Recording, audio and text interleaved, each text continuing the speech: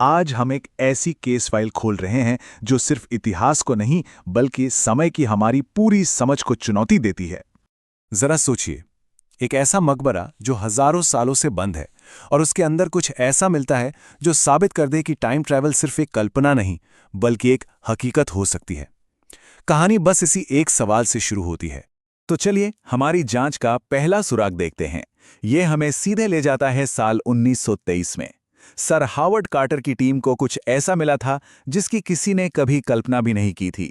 कुछ ऐसा जो इतिहास के सारे नियम तोड़ रहा था। सीन कुछ ऐसा है। 1923 की चिलचिलाती धूप, मिस्र की रेत और उसके नीचे दबा हजारों साल पुराना एक मकबरा। जैसे ही टीम पत्थर की सील हटाती है, धूल और गुजरे हुए वक्त की एक अजीब सी गंध हवा में फैल जाती है। उन्हें उम्मीद थी खजाने की, पर जो मिला वो सोने चांदी से कहीं ज्यादा कीमती और खतरनाक था। खुदाई के बीच एक आर्कियोलॉजिस्ट की उंगलियों को कुछ अजीब महसूस होता है। एक तस्वीर, जी हां, हजारों साल पुराने पूरी तरह से सील्ड मकबरे में एक मॉडर्न फोटोग्राफ। ये तो नामुमकिन था। उस जमाने में तो कैमरा जैसी कोई चीज होती ही नहीं थी। मतलब ये एक ऐसी चीज थी जो वहां हो ही नहीं सकती थी। और देखिए, ये टाइमलाइन इस पहेली को और भी उलझा देती है। मकबरा हजारों साल पहले सील हुआ, तस्वीर मिलती है 1923 में, लेकिन उस पर तारीख लिखी है 1897। ये कैसे मुमकिन है? ये एक सीधा साधा टाइम पैराडॉक्स था जो हमारी आंखों के सामने था। और बात यहीं खत्म नहीं होती।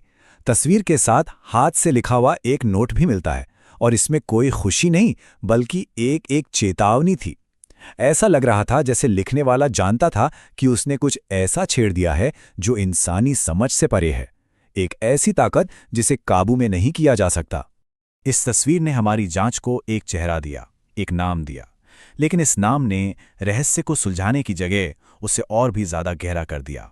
तस्वीर में जो शख्स था उसकी पहचान होती है एलन हक के तौर पर, लेकिन ये नाम किसी भी हिस्टोरिकल रिकॉर्ड में कहीं नहीं मिलता, ना इतिहास की किताबों में, ना किसी सरकारी फाइल में। तो आखिर ये इंसान था कौन और आया कहां से था? और फिर 1980 में मिस्र के ही एक पुराने आर्काइव से एक और तस्वीर सामने आती है, और ये तस्वीर इस रहस्य को और भी गहरा कर देती है। इसमें भी वही एलन हक था, उसी मकबरे के सामने, लेकिन इस बार तस्वीर पर तारीख लिखी थी 2025। और सबसे चौंकाने वाली बात, दशकों के फासले के बाद भी उसकी उम्र बिल्कुल वैसी लग रही थी। वो जरा भी बूढ़ा नहीं हुआ था। ये तस्वीरें एक ही सवाल खड़ा करती हैं। क्या इतिहास उतना सीधा है जितना हम समझते हैं, या फिर हम कुछ ऐसा अनदेखा कर रहे हैं जो हमारी नजरों के ठीक सामने है, बस हम उसे देख नहीं पा रहे? एलन हक का ये रहस्य हमें एक बहुत बड़ी और पुरानी साजिश की थ्योरी की तरफ ले जाता है, और इसके तार जुड़ते हैं सीधे महान आविष्कारक निकोला टेस्ला से। एक ऐसा नाम जो हमेशा से ही रहस्यों से घिरा रहा है। एक थ्योरी के मुताबिक निकोला टेस्ला की मौत के बाद अमेरिकी सरकार ने उनके कुछ गुप्त आविष्कारों को अपने कब्जे में ले लिया, और इन्हीं में एक टाइम मशीन भी थी। कहा जाता है कि उन्होंने प्रोजेक्ट पेगासस नाम का एक सीक्रेट प्रोग्राम शुरू किया, और शायद एलन हक उसी का हिस्सा था, जो मशीन में आई किसी खराबी की वजह से समय के एक अंतहीन लूप में फंस गया। अब दशकों तक ये केस फाइल ठंडे बस्ते में पड़ी रही, लेकिन फिर आया साल 2023। उस मकबरे को दोबारा खोला गया, और इस बार जो मिला उसने सबके होश उड़ा दिए।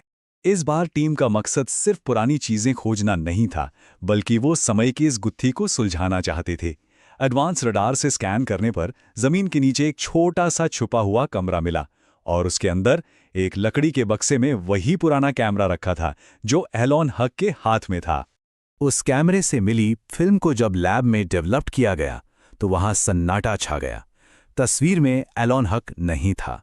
उसमें वही रिसर्चर्स थे जो उस वक्त मकबरे पर काम कर रहे थे, और हर तस्वीर के नीचे तारीख छपी थी, 2045। सोचिए, जो तस्वीर अभी ली भी नहीं गई थी वो एक पुराने कैमरे में पहले से मौजूद थी। क्वांटम फिजिक्स की दुनिया में इसे रेट्रोकॉजालिटी से जोड़ा जाता है। मतलब एक ऐसा सिद्धांत जिसमें कोई घटना पहले होती है और उसका कारण बाद में पैदा होता है। क्या यह मुमकिन है कि भविष्य का सच अतीत में पहले से ही कैद था?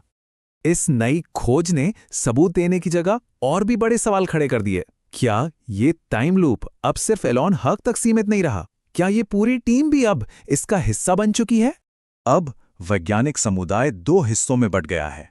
एक ग्रुप का मानना है कि ये पूरा लूप पहले से तय है, एक फिक्स लूप, जैसे कोई रिकॉर्डिंग जो बस खुद ब खुद चलती जा रही है। वहीं दूसरा ग्रुप मानता है कि ये नई खोज इस लूप को तोड़ने का एक मौका हो सकती है, लेकिन उसकी कीमत क्या चुकानी पड़ेगी ये कोई नहीं जानता। और यहीं पर ये केस एक खुला सवाल छोड़ जाता है। क्या वो टीम सिर्फ एक ऐसे भविष्य की गवाह बन रही है जो पहले से लिखा जा चुका है, या अब वो खुद उस भविष्य को बनाने का हिस्सा बन गए हैं? इसका जवाब शायद समय के पास ही है, या शायद